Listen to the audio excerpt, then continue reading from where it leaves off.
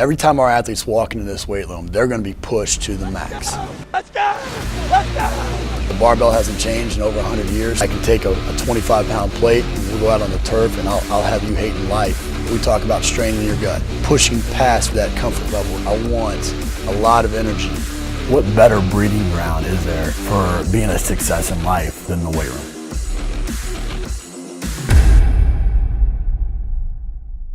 Hey guys, welcome back to IGCT Talk. I'm your host, McKeefery, and this is episode number 284. I want to thank you guys for listening each week. Truly appreciate those of you that like, share, comment. Just helps us continue to highlight the great people we have in our profession. Also want to thank our sponsors, and specifically Train Heroic, for bringing this episode to you for free. I only partner with companies that I believe in, both the people and the product, and Ben Crookston and his team at Train Heroic are not only great friends, but it's what I use on the daily in terms of programming. So if you're in the market, check them out. If not, just let them know how much you appreciate them being a part of the show. This week, joined by Taylor Johnson. We don't know each other well, but we have a mutual friend in Chris DeSanto who connected us, and just a really cool niche that he's in, and wanted to have him on the show to talk about a little bit. So Taylor, I really appreciate you taking time out of your day. I appreciate you, man. Thanks for having me on. Taylor, we'll get into esports, but I mean, you're an esports performance coach. You've worked for the 49ers. I'm sure you've had stops along the way. Which stop or which part of the journey has had the most impact on you as a coach? That's a good question. I mean, you learn a little bit from every place you've been at. I've been fortunate to coach some great programs. I was at UCLA, USC, Auburn, Louisiana Lafayette, and San Jose State. And I'd say, and then 49ers the last 2 years of my career. And I would say at each one of those places, you figure out what to do, but more importantly, what not to do. And you never make those same mistakes. And you continue to build that, compound that information over time. But I would say one of the more profound experiences I have was coach for the 49ers under Marco Iyama. He's been a great mentor to me, and I've learned so much from him. And I really had a great opportunity to utilize a lot of tools in my toolbox while I was there. So I oversaw the sports science. I handled our nutrition. Of course, the bread and butter was the weight room, and helped out with rehab. So I'd say that was probably the biggest, most impact on my career, of kind of the culmination on the traditional side, which then catapulted me into the transition into esports. What do you feel like you learned or experienced there that was different than UCLA or USC or any of the others? You know, I think the biggest difference is going from the collegiate world with this non-professional. I mean, there are professionals, but paid and unpaid, and just the conduct and how you approach the profession, and it is a business. And understanding the back end work. I think a lot of people think of the NFL as a lot of glitz and glamour, but there's a lot that goes on behind the scenes. So being able to navigate that space and build meaningful relationships and being able to work in that environment was a phenomenal experience. Yeah, and Mark's a fantastic guy as well. Yeah, he's awesome. You know, you can't have those many stops without having some mistakes along the way. What's one of the biggest mistakes you've made, and how you learned from it? Great question. I would say earlier in my career, I have a lot of confidence now, but I think I had a little bit of cockiness to me too. So you only know what you know. And we used to always tell me, is like, you'll never know until you sit in this chair. And I think as you go to each place, it's always going in. So the mistake I think I made was, like, oh, I got this, right? Having that confidence, but you also have to have an open mind and be humble. And I've always tried to be humble in those experiences. And that's where you really learn most, right? You have 2 ears and one mouth, so you want to listen twice as much as you speak and soak up as much knowledge as you can. I think that was something I did well. And then learning from mistakes is, never make the same mistake twice, right? If you do mess up once, you just never do it again. I think it's I've learned this now very early on in my career, is the small details. So my first strength conditioning coach job was at UC Davis under Matt Brand. And I will never forget, like, this was a small mistake, but I never made the same mistake after, is I was hanging up the weights, the percentages for all the different racks. And for some reason, I didn't realize that I was hanging them up at different levels across the weight room. So he walks in, it's like 5 a.m. He walks in, he's like, what the hell is this? Right. And I didn't even realize. I took a step back. I'm like, oh shit, like all of them are different levels. Right. And it's So basically from that point on, I was always obsessed with the details, and how you do small things is how you do all things. And that's carried with me, and I've never made that mistake again. And I've always prided myself in paying attention to the details. I agree. I think that's one of the biggest things that young coaches need to learn is excellence in everything that you do. You know, it doesn't matter what the job is, but, you know, finding excellence in everything. And when you do that, then that's when you're really, truly prepared for the bullets that fly at you when you're in that big seat, for sure. Yep. Well, I alluded to it at the beginning. I mean, esports, it's funny because, I wasn't really much of a video game guy growing up. Really kind of put that on the, put some pretty stiff limitations in terms of my kids even. But I was just on a college recruiting visit with my son, and they're thinking about adding esports as a sport at the school, and so what is esports and why should a strength and conditioning coach take it seriously? Yeah, so esports is the professional infrastructure for professional video gaming. And, for context, I'm not a gamer myself, but I appreciate competition and the technical and tactical abilities to be able to perform at the highest level. And these kids, they're anywhere from 17 to 25 years old. They get paid great money. They're making six-figure plus, and they compete at some of the highest level competition of a cognitive output that you can even imagine. There's a lot more similarities and differences when you look at traditional sports and esports, although the differences are quite large. The biggest one being the physical output. For the most part, these gaming athletes are sitting for long periods of time, but there is an endurance factor. So you got to look at it from a bioenergetic standpoint of being able to sit for long periods of time and the fueling that comes in to be able to feed into the cognitive performance. Being a performance coach in the traditional side and then kind of unpacking, what's being done on the esports side, I saw a very smooth transition. Granted, the biggest hurdle obviously is that physical component. Yeah, you talked a little bit about that transition. I would imagine, obviously there's some synergies there and I would say very, very similarly, the cognitive output in the NFL is much different than the cognitive output in college. But you've gone from environments where it's highly charged, type A personalities, people that are often bigger than us, that you're motivating to somebody that maybe has never touched a weight in their life. Talk a little bit about the transition to that unique environment. Yeah, it's they only know what they know, right? And it's like that at any level for any athlete. And so it's starting the conversation and really asking the questions of what's kept them from getting into health and wellness. And it came down to three things. It was a lack of knowledge, a lack of resources, or a lack of confidence. And so what I did is I created the first two and the third just followed. So I created a facility for them to train. I'm a big fan of not doing too much too soon, too often. It's all about load management and being very strategic in how you dose the information over periods of time. We took 4 weeks teaching our guys how to foam roll and do mobility work to the point where they're like, all right, enough, I'm bored. I'm like, oh, perfect, let's progress.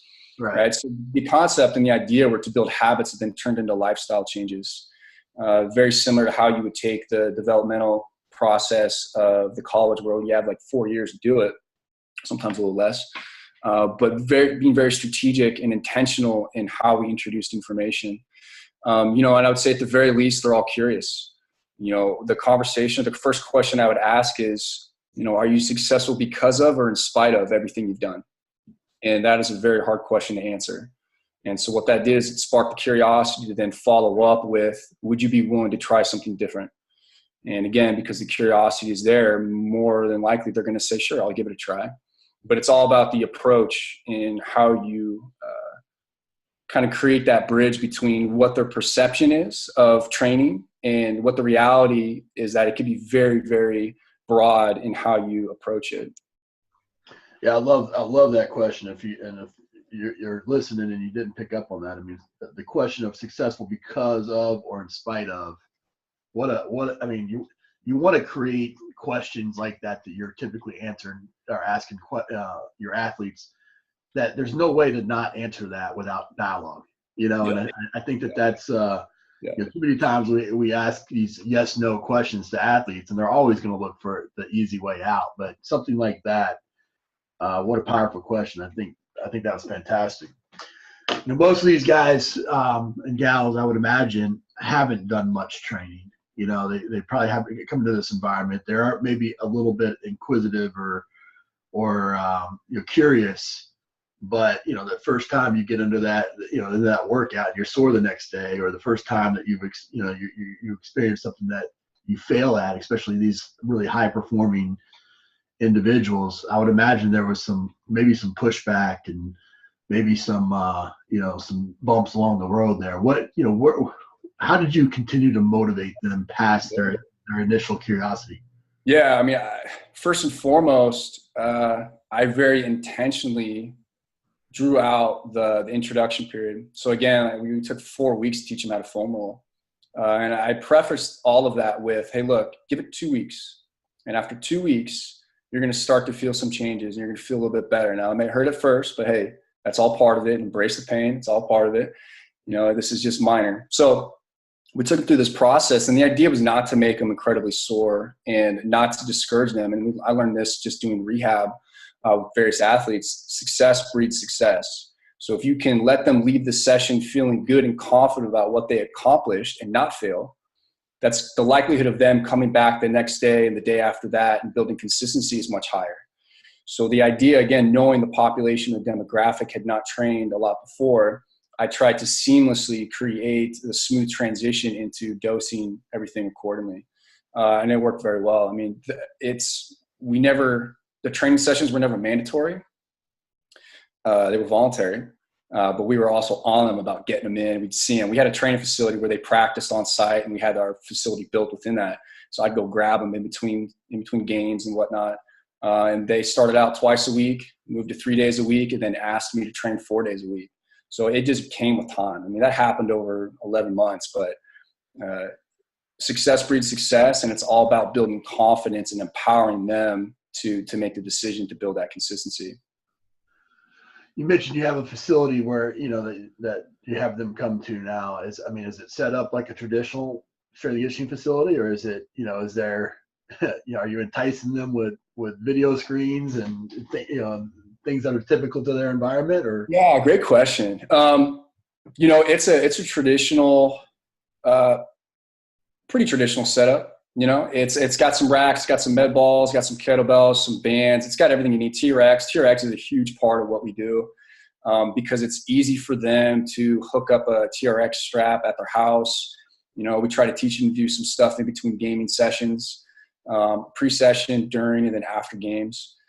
But it's a pretty standard setup. You know, it wasn't anything too crazy. I didn't want to make anything too intimidating as well. Again, like knowing the population, the majority of them have never been in a traditional weight room before. So what I didn't want to do was have some massive racks and crazy pulley systems and stuff like that. It was all geared towards this inoculation period of having them understand that there are useful tools and how those tools benefited them in the overall performance. Now there is a whole other side to that where we were doing some stuff with different technology, some pretty fascinating stuff in terms of the cognitive assessments and looking at cognitive load. We also did some research with some universities kind of unpacking that as well. You know, when you're getting these athletes for the first time, I mean, what essentially is your pitch? What are you selling them on that you can really benefit them? Because a lot of them are successful because of, in spite of, not necessarily because of. Yeah. The conversation was always around their cognitive output is their moneymaker, right? Their ability to intake information, process, and react is really going to set them apart from everybody else. And we see this in traditional sports. I mean, it is marginal gains in terms of, you know, the person to the left and right of you when you're on that field or on that court.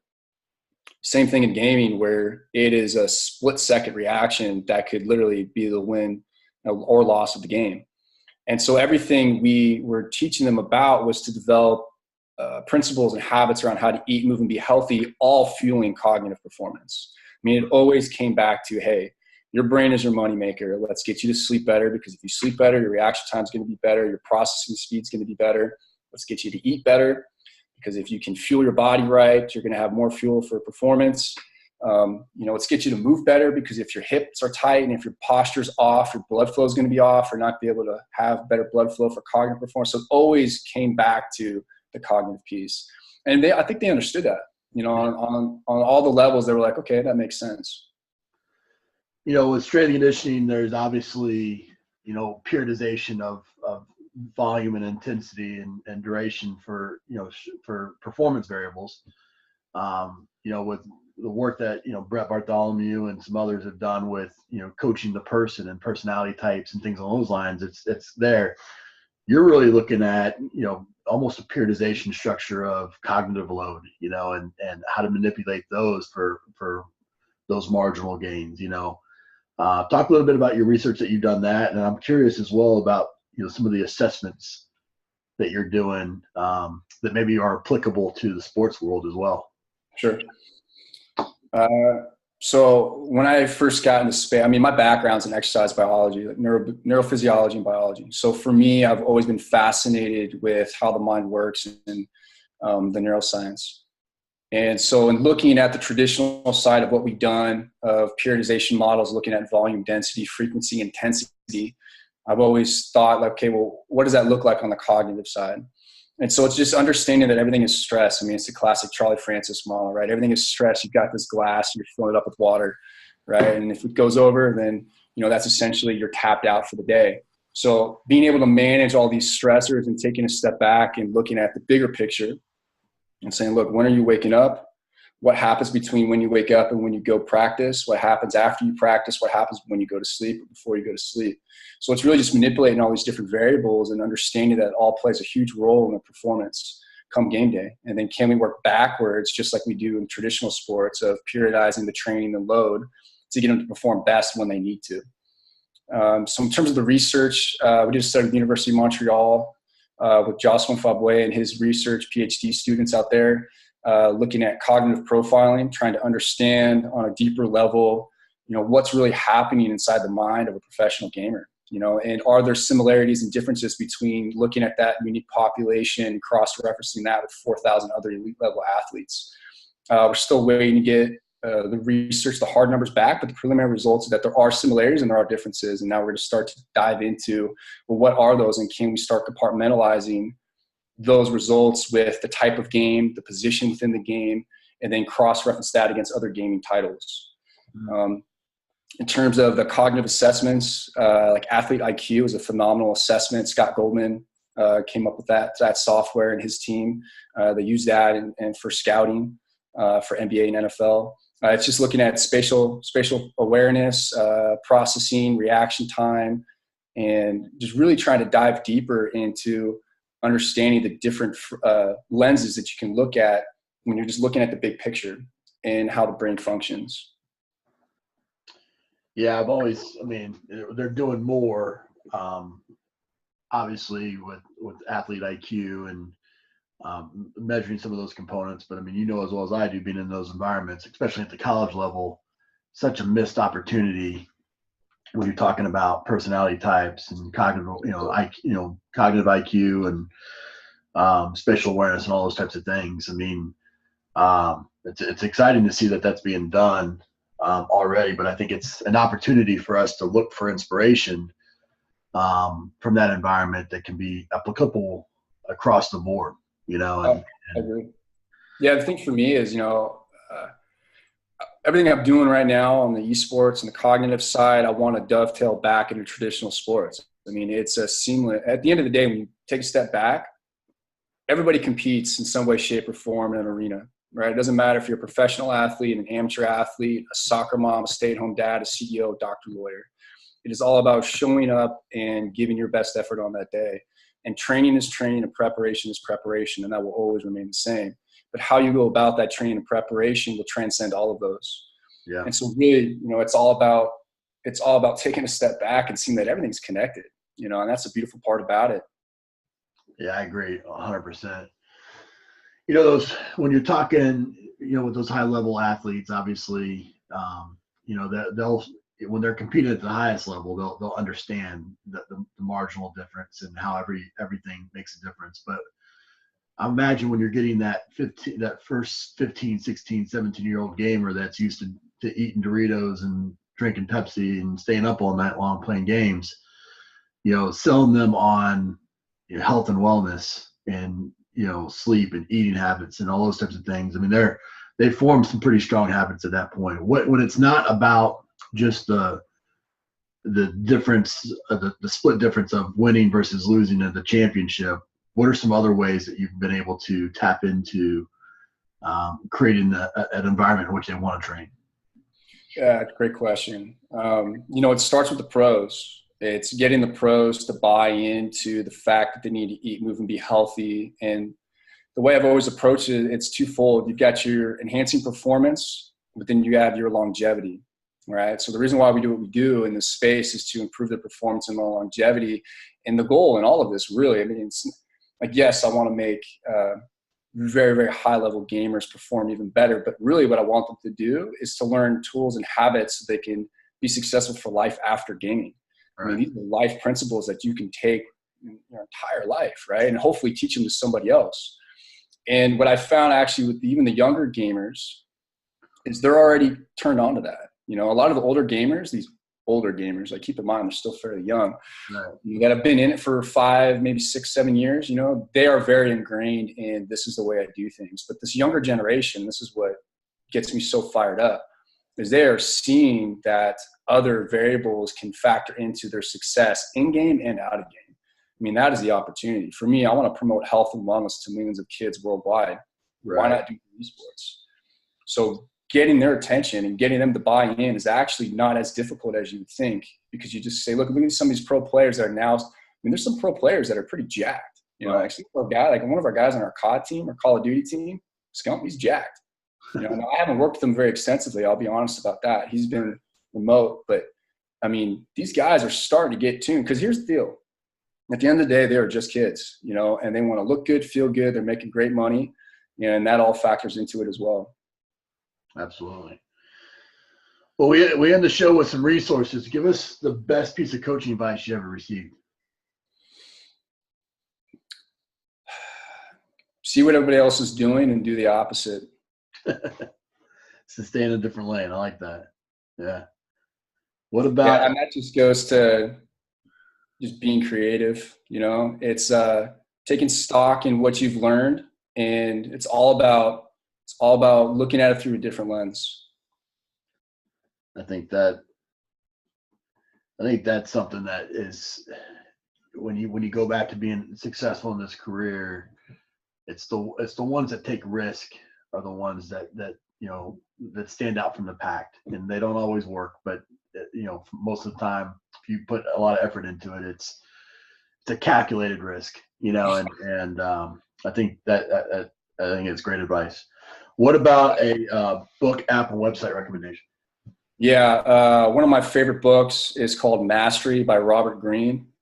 Yep. I read that about 3 years ago. Robert Greene's one of my favorite authors, but that really just drove home the concept of understanding the process. It is a process to, I don't believe you ever reach mastery, but the goal is to try to get as close as you can. I mean, that is the journey. The journey is more important than the destination. And actually going back to your first question about advice, it's develop relationships and always circle back. Like, I am so incredibly grateful for everybody in my network that I've met along the way that has been supportive. And that is incredibly helpful to know that you have a team of people behind you, and it's all about sharing knowledge. Yeah, absolutely. So an app that I would recommend too is Aura Ring. So that's this sleep ring that I'm wearing. I love it. It's been great. It's always interesting to capture some information, some objective information to allow you to track your training performance over time. I find that to be very useful. Tell a little bit. I'm not as familiar with that. Explain it. I'm assuming there's a cost associated with it. Is it an app that you're able So the ring itself, I mean, it's a wearable piece of technology. So you buy the ring and you wear it throughout the day. You wear it when you sleep at night. So it's just a way to capture your sleep at night, but it also will measure your resting heart rate. and it factors that in over time. So when I was at the 49ers, we were doing heart rate variability. And so it's just another way to capture that information. Right. Side note, another interesting thing you could do without having to spend a lot of money is you can get like a $30 blood pressure machine, blood pressure cuff, and measure your blood pressure in the morning and at night. And you want to look at the difference. And if you're a dipper or a flipper, if your blood pressure drops at the end of the night, well, then you know you're in a more rested state. If your blood pressure spikes up, you know you're more sympathetic. Right. And so you can come up with interventions based upon that. And you want to look at that acute and chronic, so 7 and 21 day rolling average. That's great stuff. And then you had said even off camera that there's not too many websites that you go to, but you just kind of go where friends recommend or social media might recommend something and you deep dive there, right? Yeah. I love books, man. Like I love just tactile books. So, and I listen to a lot of podcasts, so that might be a better plug. Like Finding Mastery by Michael Gervais is one of my absolute favorite podcasts. Tim Ferriss is another phenomenal podcast. Aubrey Marcus is a great one. I love Joe Rogan too. Yeah. Love yours as well. Follow yours as well. It's all about I like listening to the podcast because then I could find like knowledge drops. I'll go chase that. I am always buying books on Amazon. One of my versions of success is to one day have a bookshelf like yours behind you, just be blasted with books. Yeah. So that's, my wife hates it, but I'm yeah. I dig it. Look all over. I should flip the camera around. I've got books everywhere in here. Yeah. I mean, Warren Buffett says he spends 6 hours a day reading, and he's incredibly successful. And the one thing I'll say, the caveat with books, or not the caveat, but just a side note is, the way I go about my books is I have 3 different categories. I have my classics, which is like economics, finance, business, sociology, psychology. I have my learning and leadership books or research articles that are pertaining to my profession. That's the second category. And the third is I always read books on successful people. So biographies and autobiographies. And I read those at night because that's when I get the inspiration. I go to bed, I wake up the next day ready to hit the ground running. That's good. No, I've got 3 categories as well, but I like those, how you've broken those down. I would add family in there I don't know do you have a family yet? Not yet. Yeah, that's a category to add in at some point as well. Awesome. Well, man, like I said earlier, I think, taking risk and stepping outside and doing something that's different is always rewarding, even if it's something that maybe doesn't fiscally reward, or maybe you've invested some time.